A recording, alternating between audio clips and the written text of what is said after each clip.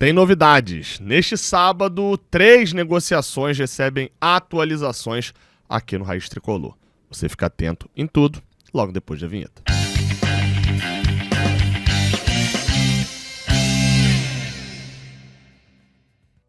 Seja bem-vindo, você guerreira de todo o Brasil e de todo o mundo. Aqui é o canal Raiz Tricolor, eu sou o Gabriel Amaral. Eu sou jornalista e sou tricolor, vamos embora pra gente trocar aquela ideia onde a gente fala aqui sobre a situação do Fluminense no mercado da bola. E a gente abre falando sobre uma negociação que não acontecerá mais, ou pelo menos a princípio. Gabriel Ávalos, mais especificamente, centroavante da equipe do Independiente, e a informação é que não virá mais para o Fluminense. É o que diz o post do Lucas Scagliola, que é um argentino e que faz ali a cobertura do Independiente. É uma fonte extremamente confiável? Não, mas eu não tenho todas as informações sobre as fontes argentinas, tá? Especificamente na situação dele, ele diz que a comissão diretiva, né, o conselho de administração, a direção do Independiente confirma que Gabriel Ávalos continuará no Independiente e que eles acreditam que é quase impossível neste momento substituir o paraguaio na equipe vermelha. Além disso, não há acordo sobre o montante ou a quantidade de parcelas, né, que o Fluminense contribuiria no momento da assinatura, tá? Então, assim, a reunião que a gente sabia que ia ter na quinta-feira, pelo visto, teve esse desfecho. Quem tem jogador que é importante pro elenco não tá abrindo mão, né?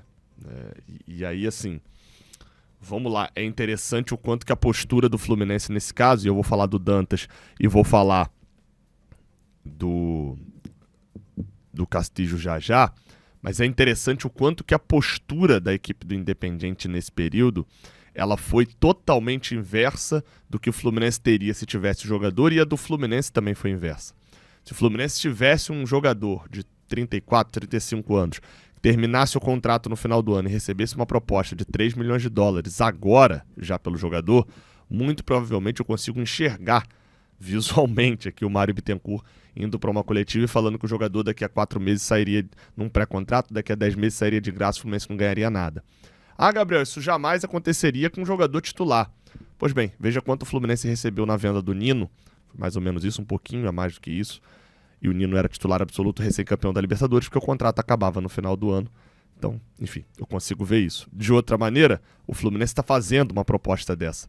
E o Independiente não quer vender, porque julga que será mais importante ter o Ávalos nesse período. Não me admirará se o Ávalos renovar contrato com a equipe do Independiente agora, tá? Recebeu uma boa proposta, não foi liberado, o padrão é renovar o contrato. Ou então, se o time esperar até o final do ano, o Fluminense, pelo visto, não vai.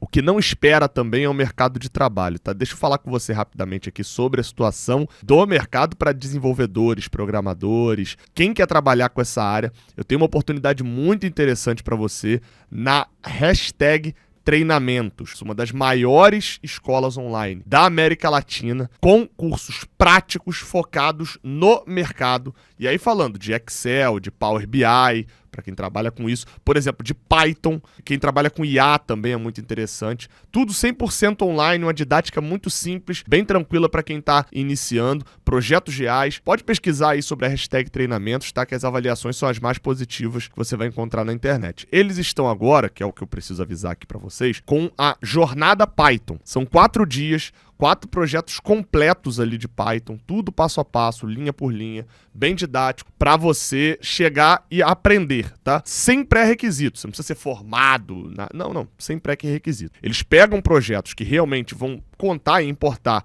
para o mercado, por exemplo, automação de tarefas, chatbot com IA, isso é bem importante também nesse meio, nesses tempos, né? Ainda tem apostila, suporte para dúvidas, e isso é inteiramente gratuito. Essa jornada Python que acontece agora, a partir do dia 2 de março, do dia 2 ao dia 5 de março, é completamente gratuita. Se você quer aprender Python, uma linguagem de programação muito importante para os dias de hoje, dá um salto aí no teu currículo, na tua carreira, é só garantir a vaga. Eu vou deixar o link aqui na descrição, no primeiro comentário fixado, e o QR Code ficou aí na tela durante esse período para você ir lá e acompanhar, beleza?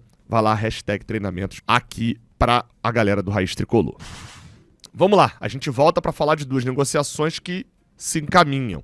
A primeira delas é a negociação com o zagueiro Dantas. Qual que é a situação em relação ao zagueiro Dantas? Matéria do GE. Globo de que o Fluminense tomou a frente do Botafogo em relação ao Dantas, tá? As propostas foram semelhantes. A matéria da Bárbara Mendonça e do Marcelo Neves diz que o Fluminense fez uma oferta pelo Dantas, do Novo Horizontino, o Botafogo recebeu uma contraproposta e podia selar o acordo. Essa matéria é do famoso anteontem, né? Da quarta-feira, de que o Fluminense estava na negociação, mas tinha apresentado uma proposta e que o Botafogo tinha uma contraproposta ali para poder selar. A questão é que, numa matéria da Jéssica Maldonado, agora, na noite da sexta-feira, né, você está vendo esse vídeo no sábado de manhã, diz que o Fluminense tomou a frente e é o favorito para fechar com o Dantas do Novo Horizontino e que o modelo de pagamento proposto pelo Fluminense fez com que passasse por concorrentes, mas o negócio ainda não está fechado. Diz que o Tricolor tomou a frente do rival Botafogo, que tenta a contratação já desde o ano passado, e agora o Fluminense passa a ser favorito para o acerto, muito por conta do modelo de pagamento apresentado. O Botafogo queria pagar apenas metade do valor em 2026, só que, apesar desse avanço, o negócio não é dado como fechado, porque Corinthians e Grêmio também são outros dois clubes interessados pelo defensor, só que não estão ali diretamente na negociação atualmente. O zagueiro é tratado como uma joia pelo Novo Horizontino, tá? Surgiu como volante, hoje é zagueiro, tem 21 anos. Eu já falei aqui sobre ele. Me anima ver o Fluminense tentando contratar o James antes dele sair do Vila Nova, né? Quando ele saiu do Vila Nova para o Mirassol. E não depois dele fazer uma super Série A pelo Mirassol, porque isso encarece, né? É claro, 3 milhões de dólares continua sendo um grande valor, continua sendo um bom investimento. Como eu falei, o Nino foi vendido por um pouco mais do que isso, mas o Fluminense está tomando a frente dessa negociação. E aí teve uma análise muito interessante feita por um botafoguense no Twitter, que eu confesso que não sei se é delirante, não sei o que ele é não sei se ele é adorado pela galera do Botafogo, mas pra mim, eu olhando de fora, achei a análise muito interessante, que ele falou assim, ó, eu não te falei que quando chegasse na hora de pagar, travaria? Se fosse há 2 anos atrás, o Texto resolveria isso em 5 minutos com uma ligação. Pegaria o telefone, falaria que pagaria em 6 meses e depois fechava. Só que agora todo mundo já sabe que ele não paga, então exige garantias, encarece ou dá preferência para os outros. E é bem verdade, né? O Texto faria uma ligação e falaria, meu amigo, você quer receber tudo esse ano? Eu te pago tudo esse ano. Enrolaria a dívida depois e 2, 3 anos depois o Botafogo teria um transfer ban provocado pelo Novo Horizontino. Enfim, mudou o cenário. É isso que eu falei durante um bom tempo aqui sobre SAF. Eu não quero o Fluminense gigantesco por 2 anos. Eu quero o Fluminense perene, Fluminense grande pela vida toda. E entrar nos aventureiros, a quantidade de gente aqui de torcedor que se desesperou com o Botafogo e queria entrar, pegar o seu primeiro Sugar Textor aí para poder pegar e chamar de seu, é muito grande. Eu quero o Fluminense fazendo dinheiro, não só recebendo dinheiro de um bilionário que uma hora vai parar de brincar. Vamos lá, a gente fica de olho nessa situação do Dantas. Sobre a situação de Rodrigo Castillo, a situação é um pouquinho diferente. O centroavante da equipe do Lanús tem proposta do Fluminense numa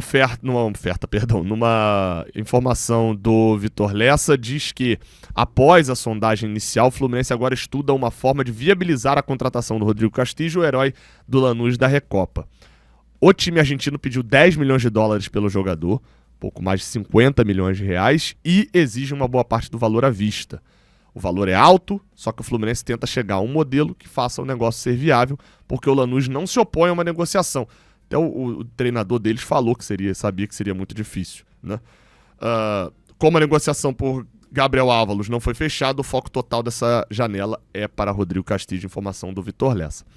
A questão hoje sobre o Castillo é a seguinte, ele já tinha moral no futebol argentino e agora está com muita moral. Por lá tá muita moral mesmo. Ele é tratado em alguns casos como o melhor centroavante da Argentina nesse momento. E aí sabe o que aconteceu? O Castillo, que foi base do River Plate, começa a se tornar notícia também lá no River Plate. O Paulo Filippini, que é da Rádio Mitre, que é a rádio mais ouvida lá da Argentina, deu a informação há 2 dias atrás de que o River estava sondando e negociando a contratação do Rodrigo Castillo. Essa informação já dá a entender de que o River agora, sem Marcelo Gallardo, tá na negociação e isso pode dificultar. E agora, na noite, na madrugada praticamente, dessa sexta para sábado, diz uma informação do Martin Amestoy, que é da Picado TV e também é do Super Mitre, né, da Rádio Mitre, do programa Super Mitre, diz que após a saída do Gallardo, o River avançou ainda mais por Rodrigo Castillo. E que este camisa 9 é um camisa 9 que o Enzo Francescoli recomendou ao Marcelo Gallardo, mas o Gallardo não tinha se convencido sobre essa situação. Enzo Francescoli é uma espécie de Mário Bittencourt, lá, o Paulo Angiones, é um diretor, um manager, e é um dos maiores ídolos ali do River Plate uruguaio. Ele havia recomendado, o Gallardo não havia gostado do nome, agora com a saída do Gallardo, a situação fica mais aberta para o River e mais forte. O River tem grana, eu costumo falar aqui, falei em relação ao Boca e falo em relação ao River.